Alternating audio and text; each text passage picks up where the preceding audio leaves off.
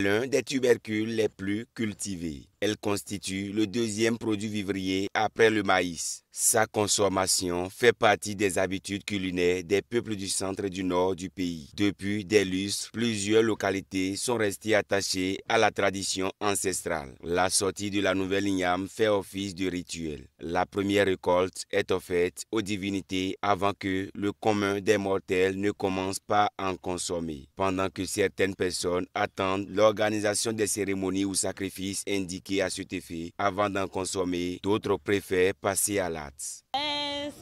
Les gens d'avant, ils disent que c'est forcé qu'on doit faire avant de manger. C'est comme ça. Voilà. Nous qui n'est pas dans les choses comme ça, là, nous on mange et ça ne fait rien. Donc, oui, on fait des rituels. Donc, genre avec les ancêtres. Il faut nourrir d'abord les ancêtres avant de commencer par en prendre.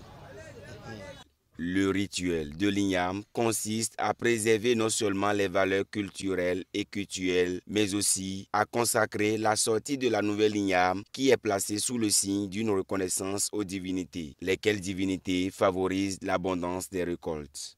Quand il y a pénurie de pluie, nos grands-parents avaient l'habitude de consulter le Fa, adorer, c'est-à-dire donner des offrandes ou bien faire des prières au sein de nos divinités, pour demander la clémence de Dieu. Parce que ces divinités que nous voyons sont des messagers de Dieu. Donc, quand vous passez par eux pour demander quelque chose à Dieu, Dieu exauce nos prières. Donc, lorsque il y a pénurie de pluie et qu'on consulte, on constate que c'est aux divinités qu'il faut donner des offrandes, on leur donne. Et la pluie tombe. Donc, ces divinités, ces entités qui ont œuvré à ce qu'on fasse une bonne récolte cette année, il faut être reconnaissant envers eux. La première raison pour laquelle il faut faire des rituels autour de l'igname, c'est parce que vous allez entendre l'expression des essors du ténant. Les essors du ténant.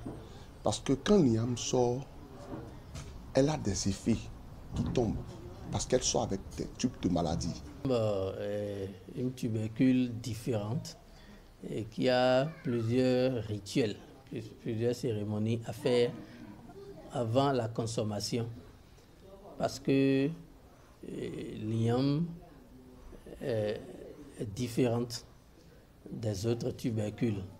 Et ça a plusieurs caractères spirituels que les tubercules que nous voyons sur le marché. Pour rester donc à l'abri des conséquences qui découleraient de la consommation sans que ce tubercule ne subisse cette étape aussi importante, des manifestations publiques sont organisées.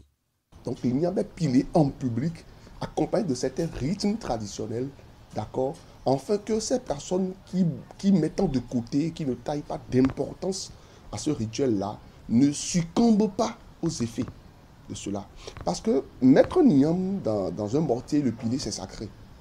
Pour rappel, le 15 août est une date propre à la commune de Savalou qui célèbre à sa manière la nouvelle igname. Une fête qui s'organise chaque année depuis plusieurs décennies et rassemble non seulement les Sokavi, mais aussi la communauté béninoise et internationale.